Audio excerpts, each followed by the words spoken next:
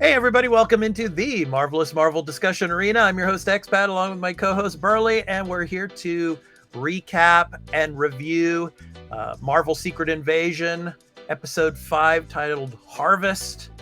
So, anyway, Burley, how you doing? You ready to talk about some Secret Invasion? Yeah.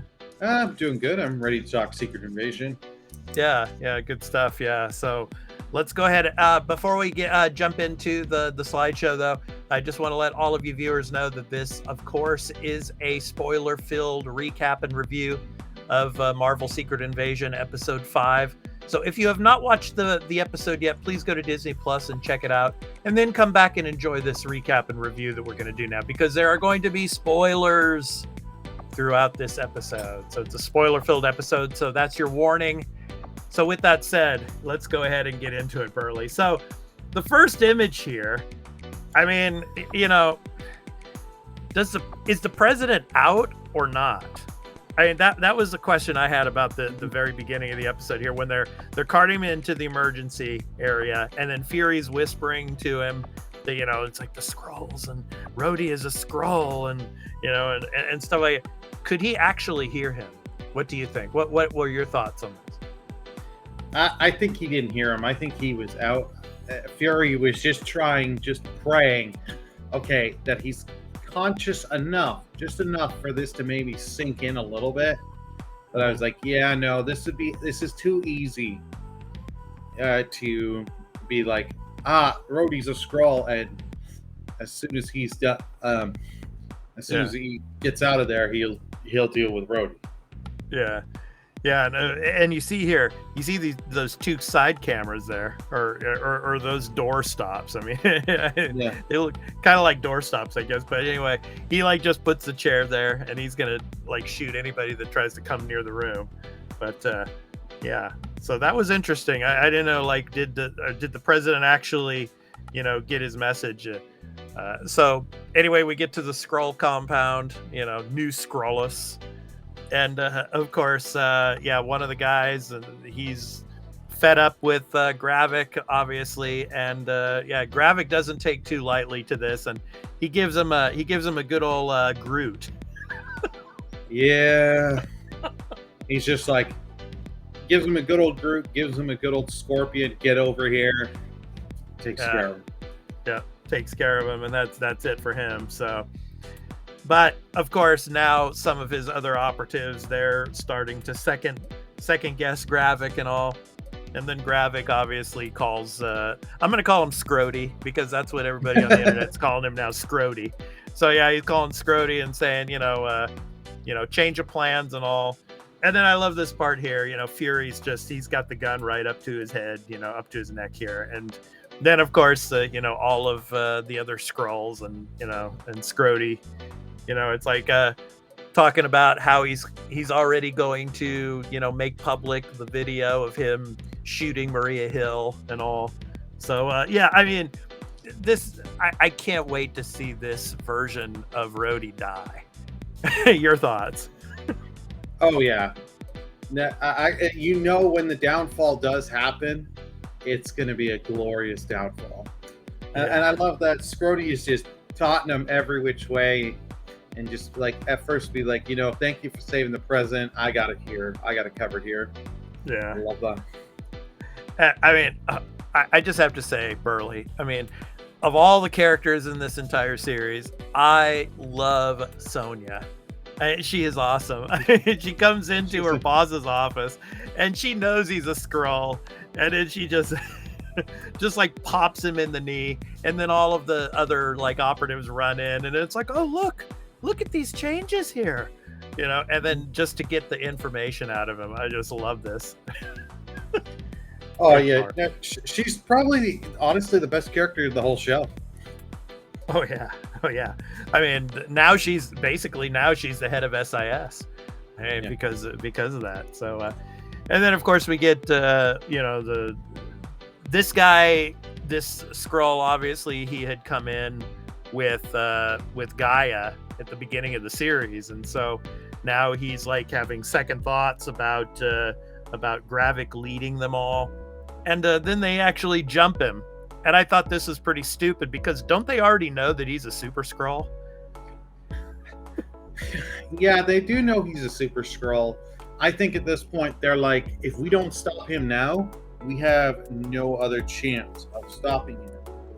And if we let him continue, things are just going to get way worse than better because he showed to them they're all expendable to him. So he thought, okay, get him and as many of his companions as he can, and you might as well try. They had at first they were successful for a little bit, getting the bag over him and hitting him with like the hammer and all that. Yeah. But only it's the same thing of like the old school Assassin's Creed games where you get like 10 guys, only one's attacking. Yeah. Why aren't you all coordinating attacks and getting them? Yeah. So, and I like this part of the episode when, of course, Fury meets with Gaia, and then they're talking about Talos. So Talos is dead.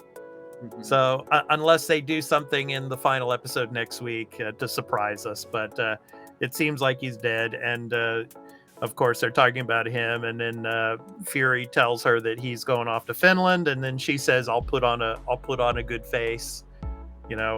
When he asks her if you're going to be okay. So I like this conversation a lot, talking about kind of what happened in World War II in this area of Russia, and why he made this a safe house for them. So yeah, I thought that was a pretty good conversation. What did you think? Oh, I like this conversation between them, and you can tell he's still because he does care for her a little, because he did have the respect for her father, Talos. Yeah. So. Yeah. And with Emilia Clarke, man, it's like, I mean, I love her as an actress and all, but it's like she's still to me kind of typecast as Daenerys Targaryen. Oh yeah. I'm kind of thinking of her as she's Daenerys, but now with with her haircut, and she's a brunette, and she's living in the 21st century now. So that, and then of course a little bit of Sarah Connor. Remember that the terrible Terminator film that she was in? Yeah, she even hated filming that. So as someone that watched that because it came out Canada Day, it was on a Wednesday, and I couldn't see family. I remember seeing that in the theaters and being like, oh God, I wasted 2 hours of my life, and how much for money for that. Yeah. And then of course here's Sonya. I'm just up to her great work as usual. So she gets to the scientists, little lab here, and she's able to get, I think his name is Nigel. I love how he just said, "Hey, Nigel, he's got the silencer right up on your head there, behind you." I love that, because he's like, you should back away, you should surrender. Yeah. I've got a gun, you don't. And oh man, she's like, Nigel. I was like, what? She does a really good job, and I love the writing with her character. Yeah, she's just in total control, and then later on she just pops the guy. I mean, it's just like, she's just in complete control here. She's like gonna get every answer possible, and don't miss a beat. Tell me about this super Skrull machine.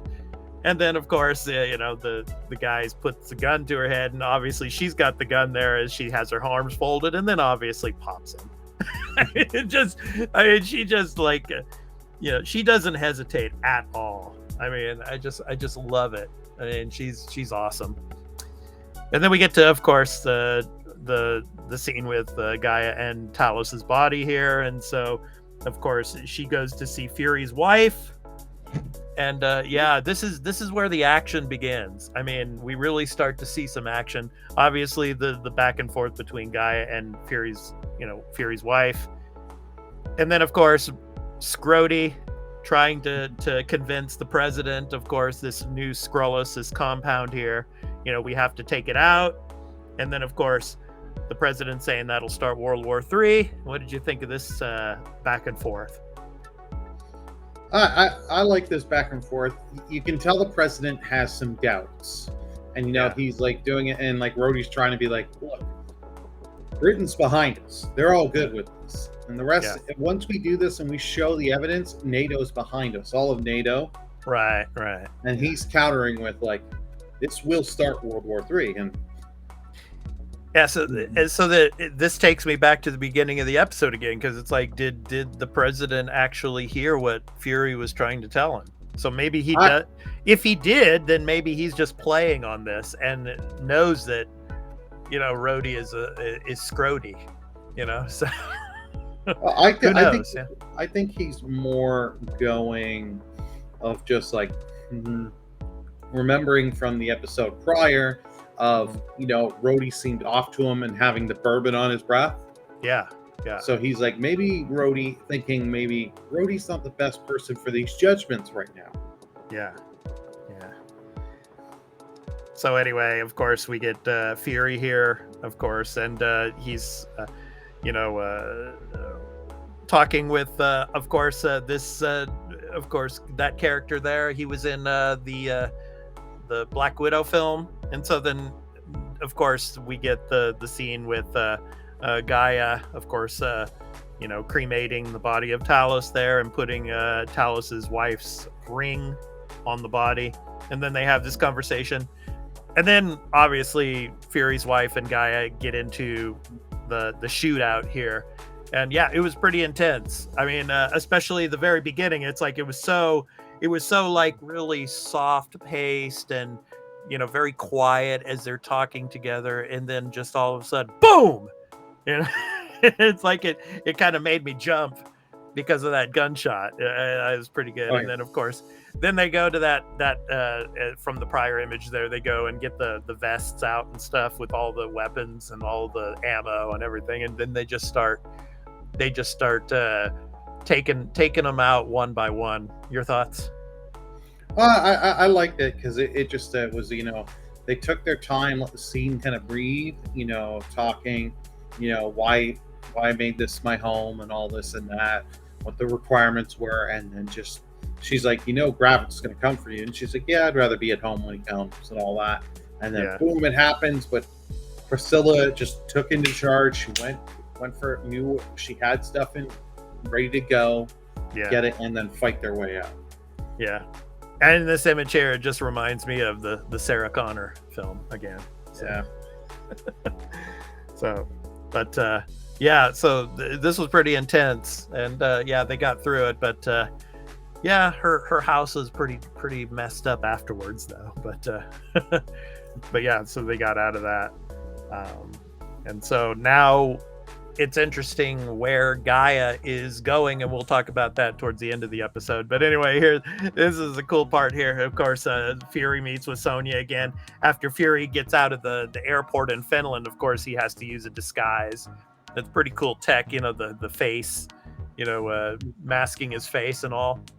And then he gets in the car with Sonya, and then Sonya puts on the hip-hop music, and he's like, are we going there? And she's like, yes, we are going there. Put your seatbelt on, please. Well,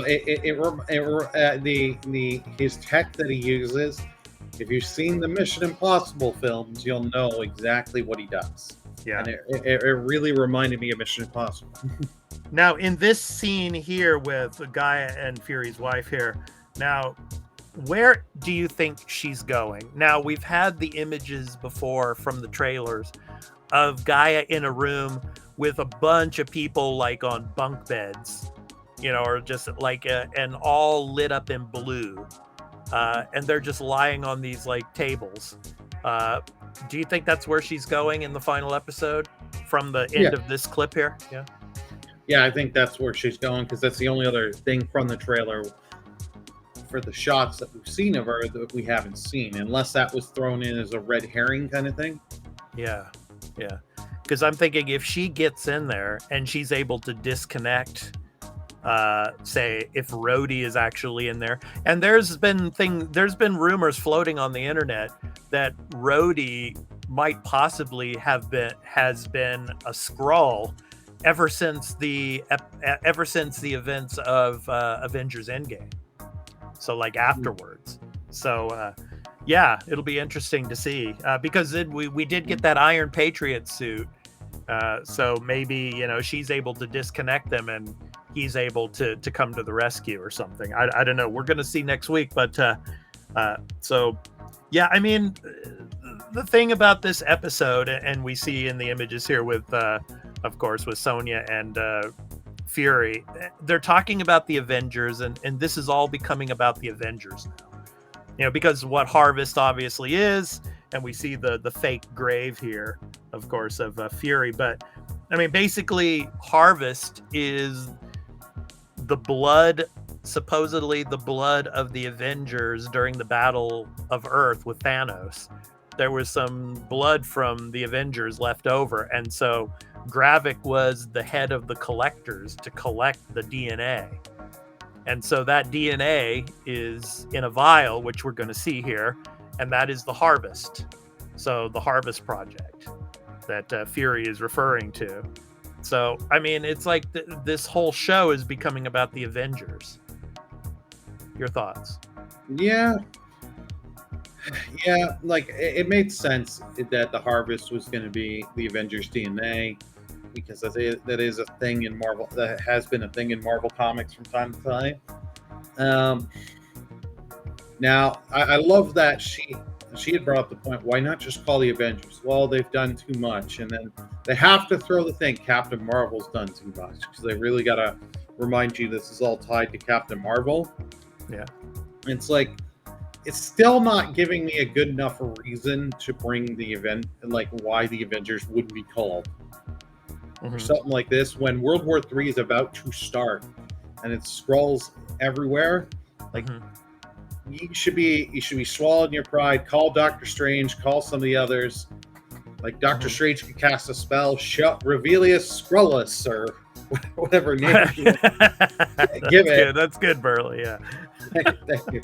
That sounded a little bit more Harry Potter-ish, but anyway. I know. He could do some kind of spell like that and help and just show people.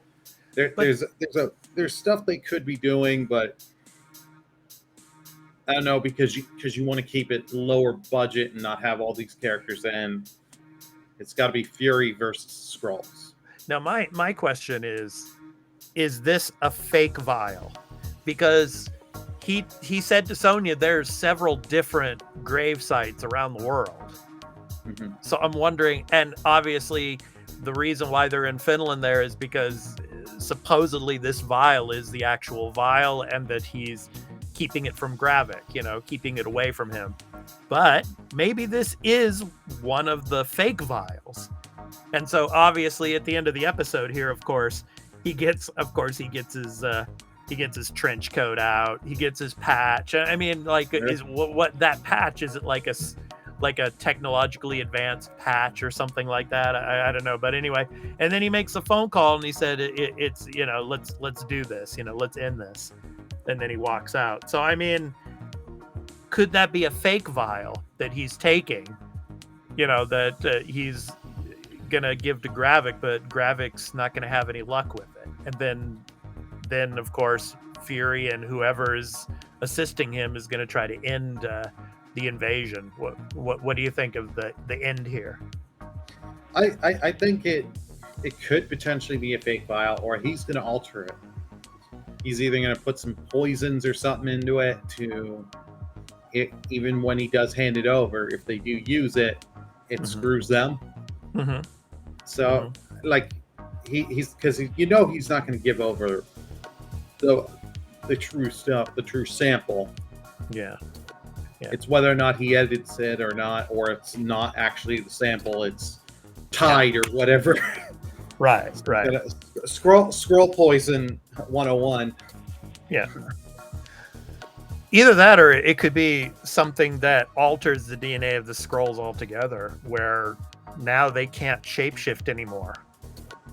So that they can only keep one form, because obviously the reason for this invasion is they can blend in with humans, and humans don't even know who the real enemy is. Well, if he can take that advantage away from them somehow, then there goes Gravik's plans, and Fury will win. But yeah, it'll be interesting. I mean, next week obviously is the final episode.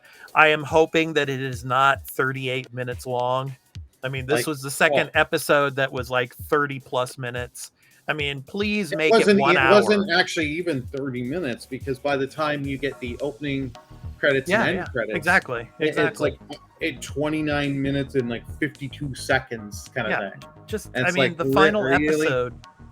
episode, just please make it an hour, at least Well, an I was gonna hour. say, I think they're gonna have to make it an hour Yeah. to wrap this up, or unless they do, and I hope they don't, they pull a She-Hulk where they just pull random crap out of their ass just to finish it. Yeah. Well, I don't think we're going to get any of the Avengers though. I mean, that's out of the question, except for maybe Iron Patriot. I think that might happen, obviously. Yeah. Because we've seen a clip of that in the trailers. So I think that's coming in, sometime in the final episode. We shall see. But let us know in the comments what do you think is Fury's going to do with that vial and what's going to happen. How do you think the series is going to end?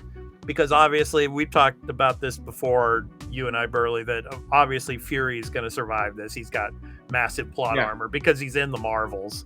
So how is the ending of this going to tie into the Marvels? So please let us know in the comments. Do you think they're going to pull a surprise and Talos is not actually dead? I think he's dead now, but what do you think? So let us know in the comments what you think about how this is all going to play out. We'd really love to hear from you. So, and if you like this episode, please be sure to hit that like and subscribe and notification bell for when we drop a new episode of the Marvelous Marvel Discussion Arena, as well as all of our other content here on the Arena Productions. And this episode will also be going ad-free to our Patreon. So please check out our Patreon as well at patreon.com/thearenaproductions. So anyway, I've been your host, Expat, along with my co-host, Burley. We're excited for next week. Looking forward to doing the final episode recap and review episode for you all here on the Arena Productions. So until then, take care, everyone. Peace out.